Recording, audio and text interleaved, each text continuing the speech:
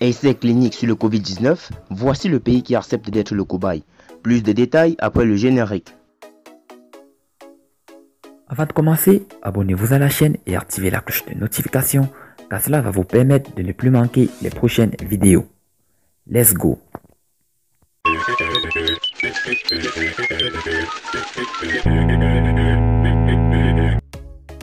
Après la vague d'indignation des Africains à propos d'un probable test d'un vaccin contre le Covid-19 en Afrique, la France a décidé de prendre le devant des choses.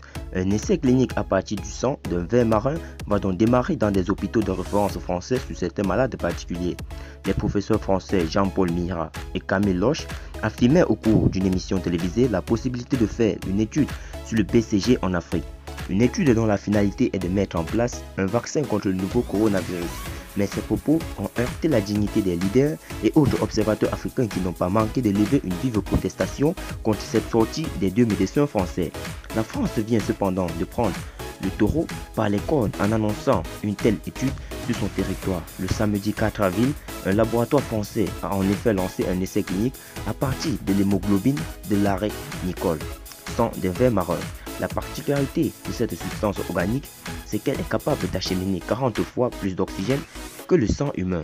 Des hôpitaux parisiens, La Pitié, Salpêtrière et Georges Pompidou disposeront d'or et déjà de ce produit qui servira de respirateur moléculaire pour un essai sur 10 malades présentant des difficultés respiratoires aiguës. Dans un premier temps, on aura un test de safety, sécurité et d'efficacité pour pouvoir voir un signe d'oxygénation pour des personnes qui vont tomber vers la réanimation, a déclaré Dr Franzal, directeur de la société bretonne Amarina. Avant d'assurer, on a obtenu les deux feux verts administratifs pour pouvoir commencer, notamment l'accord de l'Agence nationale française du médicament et des produits de santé et celui du comité de protection des personnes. Notons que le nom de code de cet essai clinique est Monaco. Il aura pour vocation de soulager les réanimations selon ses initiateurs. Ceux-ci précisent toutefois que la méthodologie de leur essai clinique consiste à éviter ou tenter d'éviter que les patients arrivent trop vite en réanimation.